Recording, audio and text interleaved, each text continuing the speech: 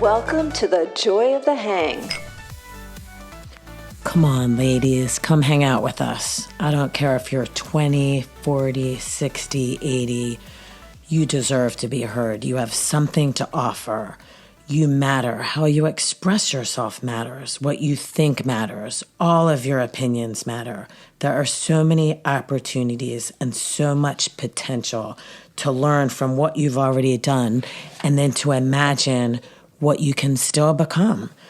All right, love it. So we're still in the new year. We promised on episode 1 that we would talk about this cruise that we went on just about a week ago. I don't even think it's been a week yet. So it's fresh in our minds, and we had a lot of fun. We were with, there were 20 of us rather total. So we were with 8 other couples. So our friend Todd sent out a text after the cruise that kind of summarized what happened on the cruise. Let's start off with number 1. We had a guy with us who was in a wheelchair, didn't we, Lauren?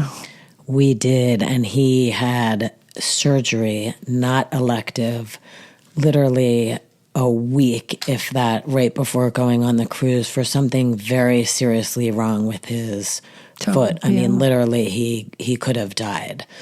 But he was in a wheelchair the whole time, and certainly he said throughout the cruise that it was very humbling to him. It made him realize that, having access to things when you're in a wheelchair can be extremely difficult. I think people never think of those things. I certainly, don't think of it. I mean, I love to walk up and down stairs because I say one day I won't have the choice, but certainly when you are in a wheelchair, it makes your life a lot more difficult, for sure. Yeah, he definitely had to overcome some challenges. Unfortunately, some places aren't easily accessible. But he made the best of it, and we had a really good time. Well, he did make the best of it. I am not a cruiser. In fact, my husband and I needed a lot of encouragement to go on this cruise because the last cruise we were on was about 15 years ago. We went with a 5-year-old, a 6-year-old, and a 7-year-old on the Disney cruise. And I would say that maybe about 5 minutes in, I wanted to shoot myself in the head. So cruises are definitely not for us. So we decided we'd take a chance. We're going to go with, 8 fabulous couples that we hang out with. But I wasn't really aware of all of the information regarding the ship, and I didn't even know, Sharon, where we were going. I had to text the group and say, can someone please tell me where we're going? Like, I signed up, I paid, but I have no idea where we're going. So that I didn't know. And I don't think I really investigated it enough to realize the different levels of access on the ship. So we didn't see our friend in the wheelchair that often because he was in an elite section that you pay more money to be in with sort of private butler service. And the first way I was made aware of it is I wanted to get the lay of the land on my first day. And so I walked all around the ship and quickly became aware of certain areas that I wasn't able to access. And as my husband would be very blunt about saying that that's not how this girl rolls. I don't deal well with being shut out of places that I'm not allowed to access. I can see that about you. Right? You're like, she will not be denied, folks. Yes. She will not be denied. I didn't like the denial, that is for sure. So then we decided to hit the bar. We all met up at the bar, and after saying to my husband 50 times in a row that I would be fine with the drink package that we got, I didn't want to pay any extra money. It took me 2 seconds to order my first drink and realize that I was going to need to get the premium package. So just said to the guy, look, don't tell me what it costs. Just charge me for the premium package. I mean, I'm 53 years old. I want to be able to walk up to the bar and order the exact cocktail I want and not be told, sorry, ma'am, that's, not on your package. Yeah, that was number 5 on our friends list of the cruise. Is this? They had to buy a premium drink package for both he and his wife wanted it. He did not, because he is a non-drinker. So it doesn't matter if you're a couple, you have to buy a premium package for both people. So I was like, score, because we didn't buy the drink package, and every time I wanted a drink, I'd say, "Hey, Todd, buy me a drink." Well, I just said to Todd, ask when you order your 7-Up or your Sprite or your Coca-Cola, tell them you have the premium package. Tell them you want the premium Sprite, the premium Coke. I don't really know what that means, but I'd be like, then serve it to me on a silver tray with, a white cloth, something that makes it more premium. Yeah, I know. I think so. Yeah, they make a lot of money on these premium packages, so you might as well use it, right? So what were the other? Okay, so number 1 was the guy in the wheelchair. Number 5 was buying the premium drink package for the only non-drinker. Number 2 was there was a guy in a tiger tracksuit. I think you might know something about this. I think I might know something about that. Tell us about the man in the tiger suit. My husband and I are both fans of tracksuits. So we have been seen wearing sweatsitos, matching sweatsitos. And they call them that, Sharon, because they're comfy like sweats, but fancy like tuxedos. Mm-hmm. And then we also have a few tiger tracksuits. And I think the first time we brought the tiger tracksuit out was when our daughter won rugby nationals at Harvard. And at first, I'm not sure what the parents were thinking when they saw my husband and I show up for the celebration of the women's team winning nationals in these tracksuits. But let me tell you, by the end of the night, I had every single mom on that team come up and ask me where I got the suit because they wanted one just like it. Yeah, did you hear that, Sweatsito? We need to endorse us. We're going to need a commission check for that. I think so. You know what I think it is? It's fun. It screams fun. If you see somebody, and especially a couple, wearing matching tracksuits, they're fun. There's no way that couple isn't fun. Right. It just screams fun. And that you don't take yourselves too seriously, which is... Yeah, absolutely. Yeah, which is awesome. And then number 3, I don't think Lauren and I, either of us were here for this, but he said they stole not 1, but 2 golf carts. Lauren knows the story on this one too, so maybe you can explain. Why would they steal a couple of golf carts? Well, first of all, kids, stealing is never... Not at any age. Not at any age. But on Bimini, you can't really go anywhere. It's probably like 3-ish square miles. And you get around on golf carts. And apparently they were leaving the resort in Bimini to head back to the boat, and were extremely concerned that they were not going to make the boat in time. And I don't know if anyone listening has, read the articles where they say that you need to be back on the boat by a certain time. They will leave. Mm-hmm. They will absolutely leave. Sometimes they have a little more leeway than others if they, have to be at a certain port the next day at a certain time, but they will absolutely leave. So I do believe, Sharon, the exact wording was not stole 2 golf carts, but they borrowed. They borrowed them. They borrowed them. Well, I'm not surprised because Scott and I actually left. They were all at the pool at the Bimini, beach resort or something. Anyway, we were all hanging out, and we probably left around 2:30, and the last time to board the tram was around 3:30. And the line was so long when we left at 2:30, and everyone's like, "Oh, don't worry about it. It's going to get shorter." And I said, "There's still a lot of people on the beach. I don't think that's going to get much shorter." But anyway, we ended up having to walk for quite a while. So we walked. Actually, I had Scott measure it. We walked a mile before we found another tram, and It was kind of hilarious. We hopped on the second tram, which was located at the casino on the island, and it literally took us 100 feet to the boat. And I'm like, oh, we were right here. So anyway, yeah, you have to make sure you're boarding the boat on time, folks.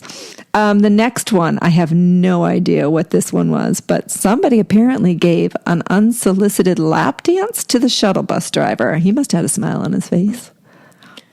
An unsolicited lap dance. Yeah, unsolicited.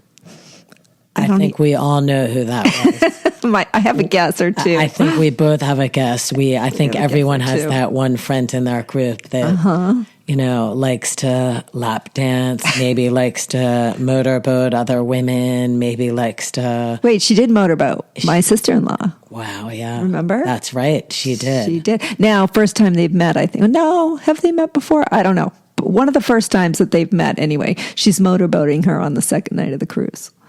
Yeah. She motorboated my son sitting next to her husband. So wait, does everybody know what motorboating is? Are we assuming? Everybody must know. Right? Everyone knows. Everyone knows. Yeah. You put your mouth, your nose, your face in a woman's tits and you just go. Her tatas. Yeah. Anyway, she got motorboated. Well, here's another one. Find fellow cruisers passed out in random places. This doesn't happen to everybody else. We're with a crazy group. Yeah, it's never a good thing, I guess, when you have a picture taken of you that you're not aware of. But, if you think drinking alcohol, being in the sun all day, getting up early, staying out late lends itself to falling asleep. I would say the upside at our age is we take pictures with, bunny ears behind the person. Certainly not that big a deal. We're not doing what we used to do when we were in our 20s, which would be shave someone's eyebrows or write in pen on their face. So we've matured a little bit in how we handle someone falling asleep. Yeah. There'll just be a tongue stuck out every now and then behind the person that's passed out. Yeah, that's not so bad. No, not so bad. But I know the funny thing is this one person that we're talking about, won't name names, but so she was passed out the night before departure. And then the morning of, for some reason, her name kept being called to guest services. And everybody's like, has anyone seen her yet? Is she okay? Did you know that? Well, come on, it's great. My husband and I were sitting there as they were calling names, various random names, saying, will John Smith please report to the, deck level 5, what have you. And my husband and I giggled like two little schoolgirls saying like, oh, please call one of our friends' names. Please call one of our friends' names. That'd be so funny. And then to figure out what they had done. And then they repeatedly called her name. Called her name. And then you start to wonder what's she being called for? What'd she do? Yeah, we never did find out. No, we didn't. But she did get off the boat safely and she is home. So all is well. And the last one on the list was to throw a brunette wig on for no particular reason. You know what, Sharon?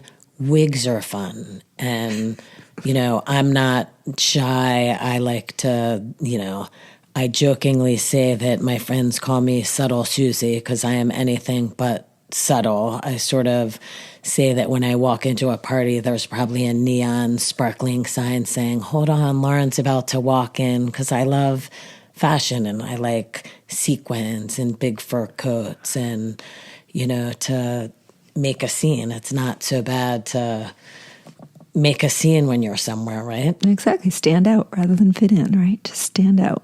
I think it's great. I love your sense of style, so I'm all about it, girlfriend.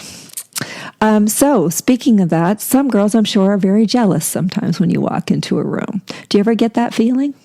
You know what I think it is? Jealousy, I say all the time with women. Women complain about other women all the time. And I personally feel that women are far crueler to one another than men are to women. And you all know what I'm talking about. And let me be clear. I don't think I'm better than anyone. I just happen to like myself. And that lends itself into the fact that I love fashion and I like what goes down the runway, the crazy faux fur and the big tulle and the stuff that looks ridiculous. And I can't afford what goes down the runway. So luckily in this day and time, you can, find an inexpensive version of any fashion that you like, so that you can wear it. But I think that, it's not about what I'm wearing or how I look. I'm not the prettiest person in the room or the most fashionable person in the room. But clearly, since I don't look like other people and I stand out, I like myself. And I think women tend to have an issue with women that like themselves. I think it's so sad that a woman needs to make herself feel better by putting somebody else down. It's fucking sad. Yeah, sometimes I think people feel threatened by that, right? And it's a reflection of themselves and their own insecurities. Yeah, because that's a lame excuse someone makes that they're, threatened by someone. I mean, it'd be a boring world if we all look the same. And why women can't look at another woman and say, wow, she's really pretty. Wow, she has a great body. Wow, she's just got that huge promotion. Wow, she's head of this company. Wow, she went on, Shark Tank and, created an item and now it's worth $1 gazillion. I mean, yeah. Look at me, Sharon. I live in a small townhome, downtown Sarasota, and I've never had an issue coming over to your, huge home on the water in Sarasota. I don't feel threatened by that. I don't feel as though you're better than me because of that. I think it's great. I think it's awesome that I have a friend that has a beautiful home that I can visit. Right. And a boat you can ride on every Yeah, now it's the and same thing with the boats. We don't have a boat. We'll never have a boat. We don't want a boat. But we are great boat guests. I mean, I think all of our friends would say we've never shown up without a bottle of tequila or a couple of bottles of wine. And when we stop for lunch, we buy the lunch. We know what boats cost to maintain. We know what gas costs. So we're great boat guests. But yeah, to go back to the jealousy thing, I just think it's something we got to change, that wanting to have what other people have, I guess in a sense could be a good thing if you use it in a motivating sense, like someone who's never owned a home and they want to be a first time, homeowner, or someone who really likes cars and wants to have, a certain kind of old Mustang or some, vintage car. I think that's great. But when you're really, truly like green-eyed monster jealous of another woman, that sucks and it's a bad thing. And I don't like to be friends with women that are jealous. So here's my feeling about that. So I am fortunate to live in a beautiful home. So very lucky to have what we have. And it's sad to me that people would put any value, they put too much value on material things, because if they get to know me, they'll find out that I am extremely down to earth. I am a small town country girl from Maine who grew up with nothing. As a matter of fact, lived in a mobile home on the top of a hill of a junkyard until I was 11 years old. So I know what it's like to live in a space that's so small that you can literally put your legs on both sides of the wall and climb up like you're Spider-Man. So, back then I felt like I had everything I ever needed. I was lucky I had a roof over my head. But it was cold in the winter. It was a small 1970s mobile home with no basement.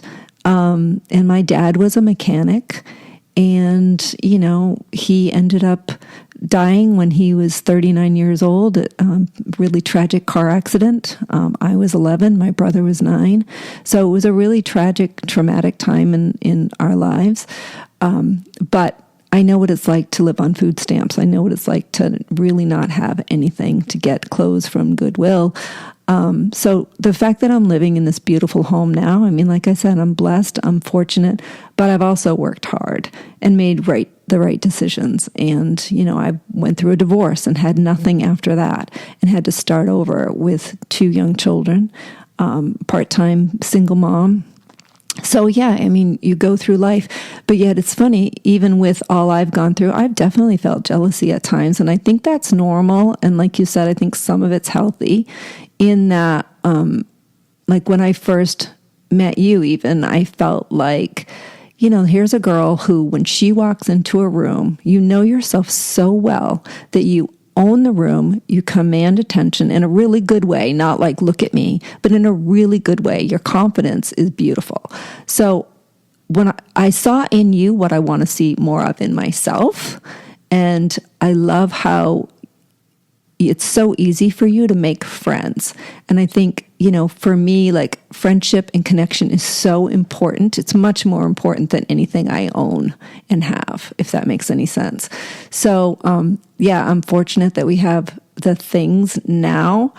But again, when you've never had them and you've known what it is to struggle, I remember I have a vivid memory, and I'm going kind of deep here, but I have a vivid memory of growing up and being a latchkey kid and coming home, and I was always taking care of my brother because my mom went to work full time, and opening up the refrigerator, and there was no food in the fridge. All I could find was some Wonder Bread, a can of mayonnaise, ketchup, and pickles. And I made myself a sandwich because I was so hungry, with Wonder Bread, mayonnaise, ketchup, and pickles. And, that's what I fed my brother and I for dinner that night because we just didn't have anything. So, now I'm still very frugal because I think I still have that sense of lack in my being. So I'm still really, really careful with what I spend. But everything that I get, like I remember I don't want to sound pretentious, but going to Paris for the first time, my husband and I, we weren't married at the time, but we went there for a business trip. And all the other girls in the group had Louis Vuittons. And, again, main girl, I didn't even know who Louis Vuitton was or what it was, but was like, oh, wow, that's, beautiful bags. And so we're in Paris and he wants to buy me a Louis Vuitton bag, and I go and pick it out. And he buys it for me, and I start crying because it was the best or most expensive gift anybody's ever gotten me. So I just remembered, I've never taken any of that for granted. Like and I think that's why I hope, people find me approachable, because I just want to keep giving back because I've been really, really lucky. So I think that's such a beautiful story, Sharon. And I think that definitely when you talk about the connecting with people, I think that's why you and I hit it off so quickly and right away, because we both love to meet new people and have a need to truly connect with one another and share stories, share experiences. I think it's also so telling of your personality and who you are and the upbringing you had, and then the lifestyle you live now, how you're still so humble and appreciate everything, because money definitely changes people. And I was just listening to Joe Rogan talk to Josh Brolin, and they were talking about everyone in LA and what money has done to them. And so many people want to leave the bullshit of LA behind. And there's been this mass moving of all of these people to Texas, specifically Austin, because they feel that it's, a great area to raise a family and make friends, and people aren't just so consumed with money. I mean, Austin's certainly a affluent area as well, not to suggest that it's not, but just that, it's a shame to think that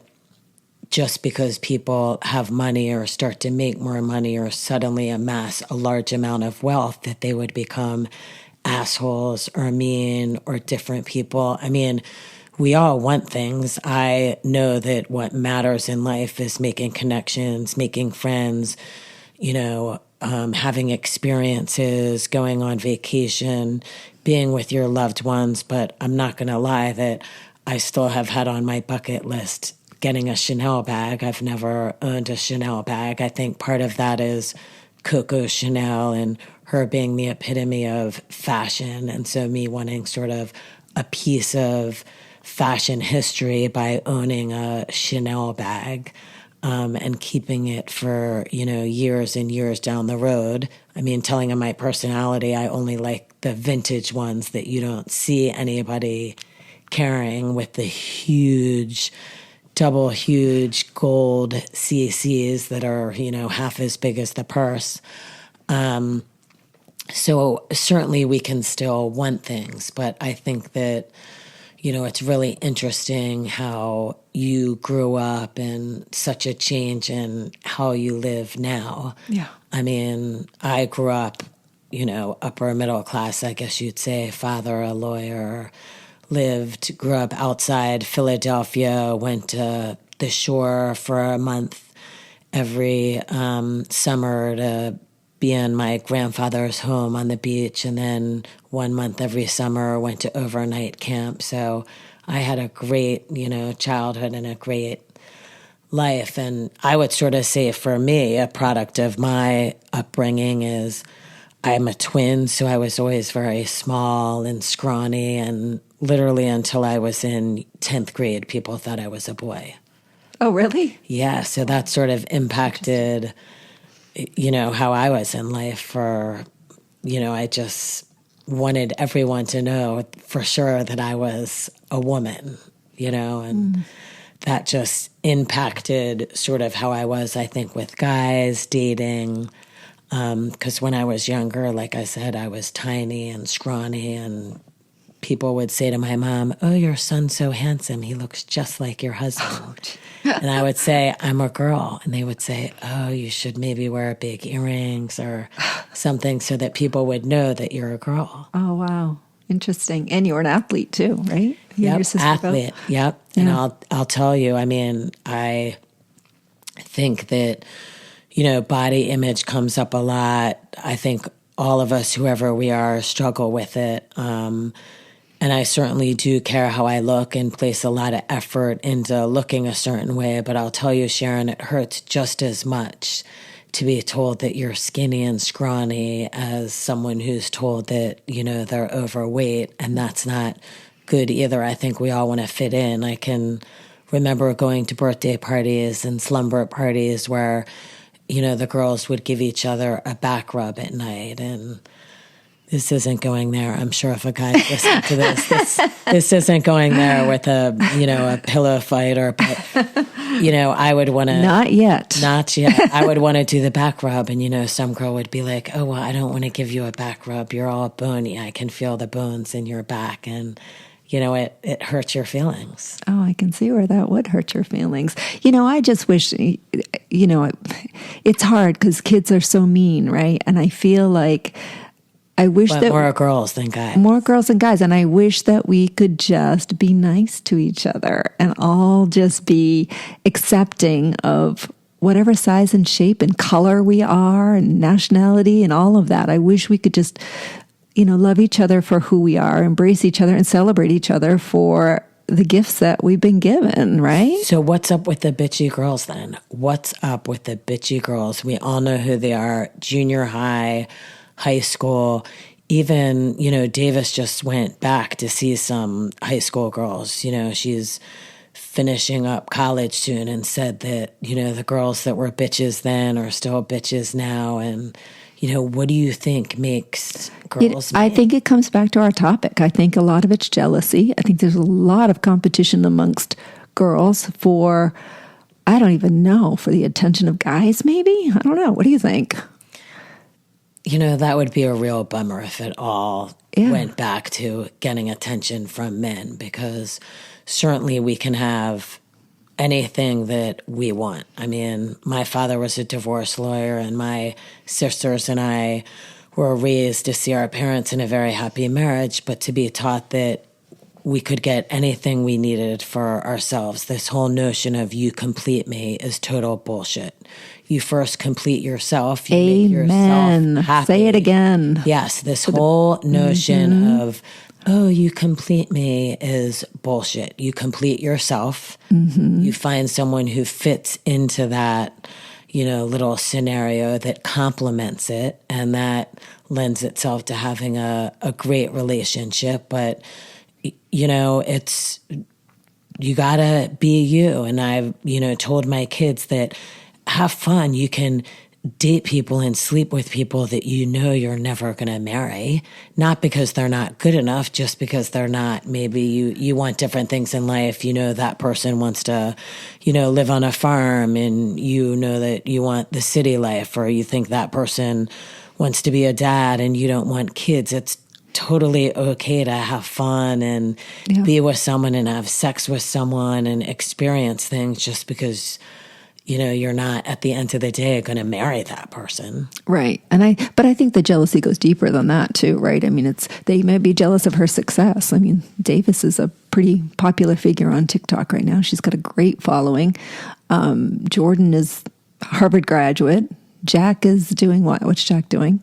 Jack's working in Philadelphia. But guys, like you said, guys don't seem to be as jealous with one another as girls Jack's are, had right? the same friends since 5th grade. Yeah. Some of them have girlfriends, some don't. They tell each other to fuck off when they're playing, games online when someone screws up or messes up. I mean, I don't really know the correct verbiage because I don't play video games myself, but they're always friends. They're not boys aren't jealous of one another. They're not catty. They don't intentionally disinvite someone. They don't intentionally gossip. I mean, let's talk about that, Sharon. We're in our 50s. We're at a party at the Sarasota Yacht Club. Yes, you'll hear that mentioned. And I know it sounds douchey, Sarasota Yacht Club, but that's what it is. A lot of people do have boats. We don't have a boat. It's pretty much just a social club. Yeah. You have a beautiful pool, but, that's sort of it. And you can go for cocktails and food, what have you. But there we are at a party. I think I look great. I'm in a crazy fun outfit that has a little dress and then has gloves that have full finger gloves that go up my arm. Matching gloves. They match her dress. Oh, they were fantastic. Yeah. Tartan pattern, just perfect. Freaking adorable. Perfect for Christmas. Yeah. But this woman literally comes up to me, doesn't tell me I look great or cute, says, "Oh, I have a question for you. When you go to the bathroom later and you pee and you wipe, are you going to keep your gloves on?" Yeah. What kind of question is that? Hello. What the fuck? What the fuck? Hello. I think it's because she couldn't say something catty like, "Why are you wearing that dress? Oh, it's too short," or "It shows too much boob," or something mean. So instead she asked me if I was going to keep my gloves on when I wiped myself. And what did you say? I told her I don't wipe after I pee and walked away. Oh, there you go. Take that. Right? Take that. Take that. I mean, just obnoxious. I know, and I don't know what I honestly think. Though, don't you think? No matter what it is, there's something within themselves that makes them be mean, right? I don't know. It's got to be. It's got to be, but I'd like to keep exploring this because I'm so enamored by this whole jealousy phenomenon and competition. And some competition is healthy. I mean, I played sports my whole life, and I like to compete, and I will play pickleball or tennis or squash, or not that I've played any of those in a very, very long time, as I'm so concerned about the lateral movement that I might blow out a knee. But I certainly, competition can be a good thing, but that's when you're, playing a game, a sport. I mean, even Yahtzee I'll compete in, like a board game, something. Right, That's right. totally different. Why would I want to compete with another woman? Well, let's bring this even to the younger generation. I think a lot of people get upset when they don't get likes on a Facebook post, right? Or they're not getting enough followers on TikTok or Instagram. I mean, there's that whole pressure too. I think people are trying to be noticed, and maybe their friend is getting all the attention and they're not. And that can be really hard for especially young girls. Oh, especially hard. And you see it when the trolls come out, because in the new world we live in with Instagram and TikTok, and obviously you have a lot of these young women and young men who have amassed very large followings. They're making a lot of money, and the trolls start to come out and say really Rotten mean, things, yeah. nasty things. I mean, I cannot imagine in my life, Sharon, putting something out there, like saying something mean about someone's physical appearance or what they're wearing. That blows my mind that people do that. Yeah. I mean, I think the good thing is when you get a little bit older and hopefully a little more mature, you set boundaries with those people. I think I've been really, really good about and intentional about unfriending people that I don't, if they're making a negative comment, or unfollowing certain people. Like, I only want people in my life that make me feel better, that bring me up, that don't put me down. So it's been really, really important to me to surround myself with the right energy.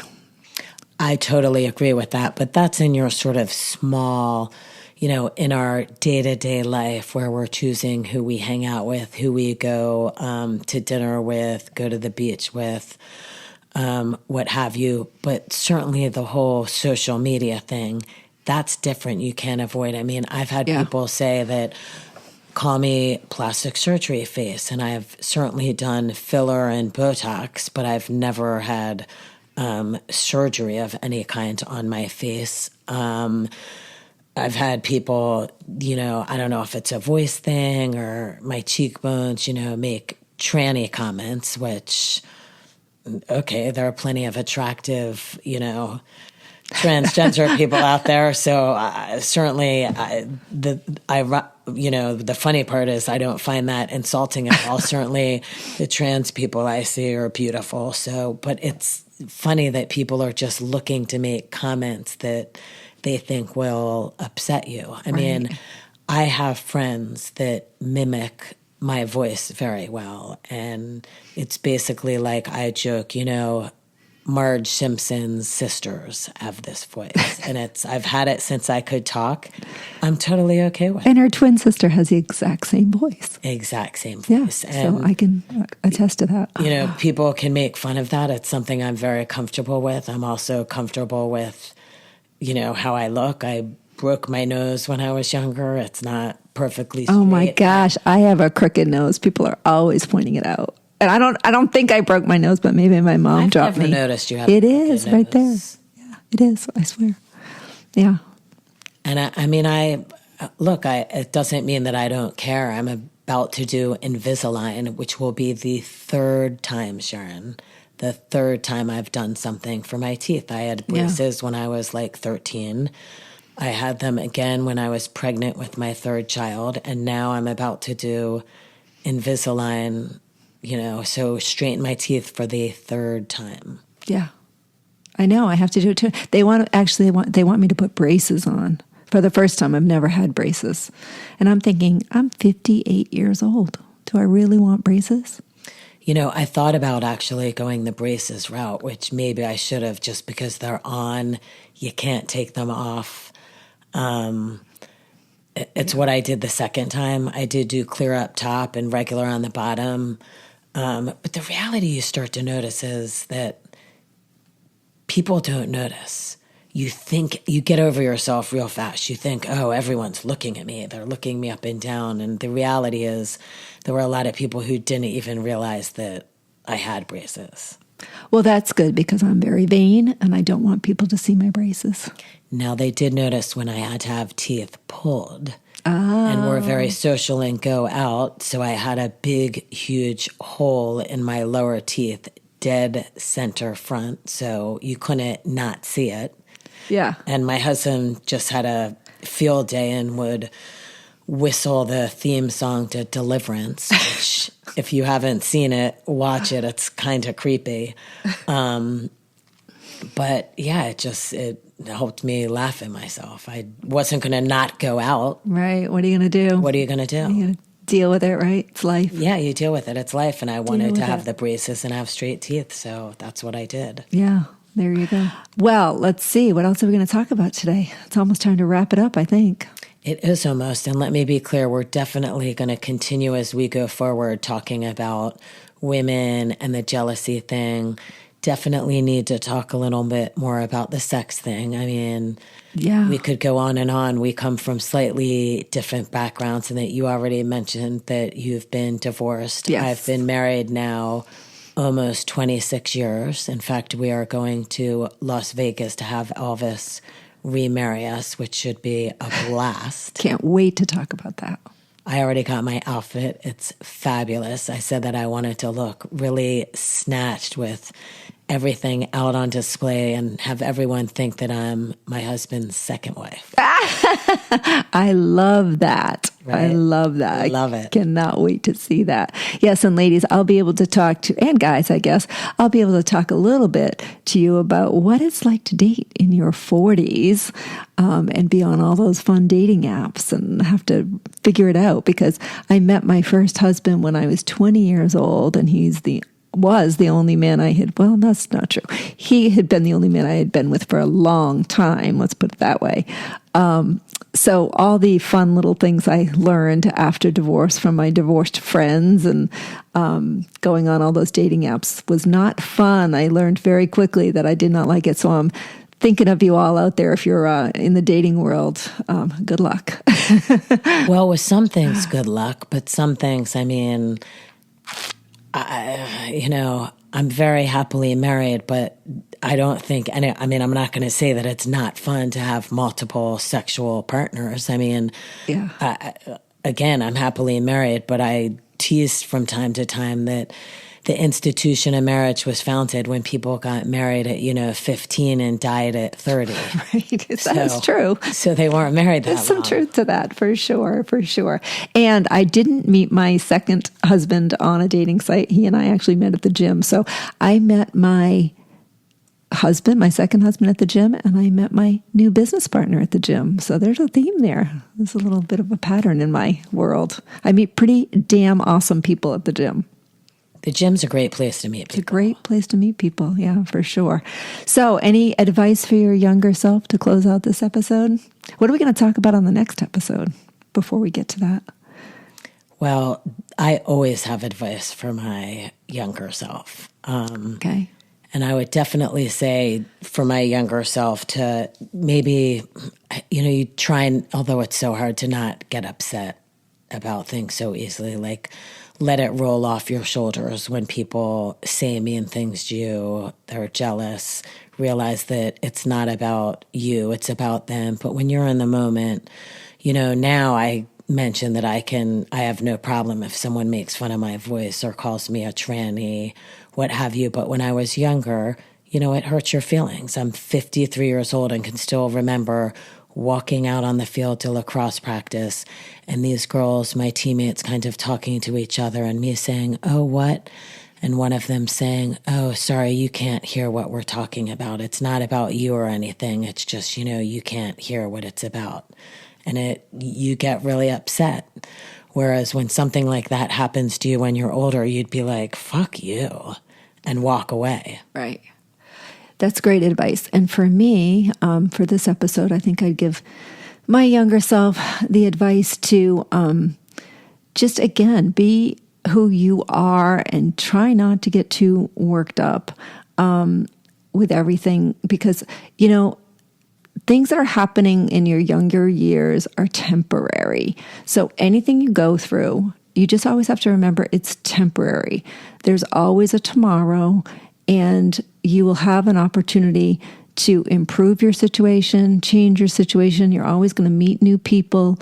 You can't be stuck in the trauma or the, bad things that have happened in your life. Because had I gotten upset when my father passed away, of course I was upset and it affected me for years, but my life didn't end because his did.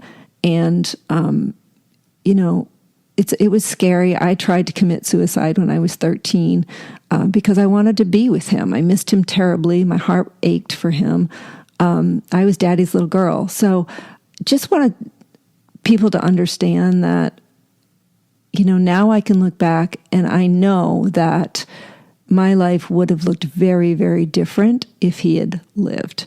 And I was able to put myself through college. I was very self-sufficient, very, very independent. And I think a lot of that, I just remember before he passed, he always told us when we were younger, all I want you to do is go to college and get an education. So I was going to do whatever I had to make that happen and make that wish come true for him. So I think that, again, you have to think, bad things happen and they're going to continue to happen throughout your life. We are going to lose people. We're going to grieve. But everything is temporary and things get better. And like Lauren said, now I live in a beautiful home with a husband that loves me and 2 kids that are thriving.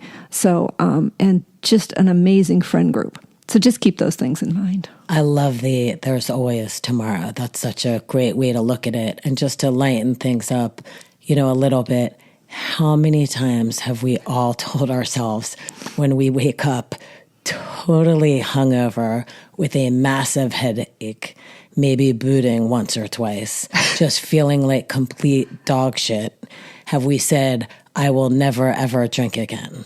But then you get up, the next day and it's a different day and you start realizing, oh, okay, it's... Little hair on the dog. Let's have that Bloody Mary. Have that Bloody Mary. It's Pour that mimosa, baby. Woo, yeah. Woo! Here we are. Until next time, if you like this episode, please subscribe to our channel and like us and watch us and follow us on TikTok and Instagram, wherever you want to follow. Looking forward to next time. See you next time. Peace out. Peace out, friend.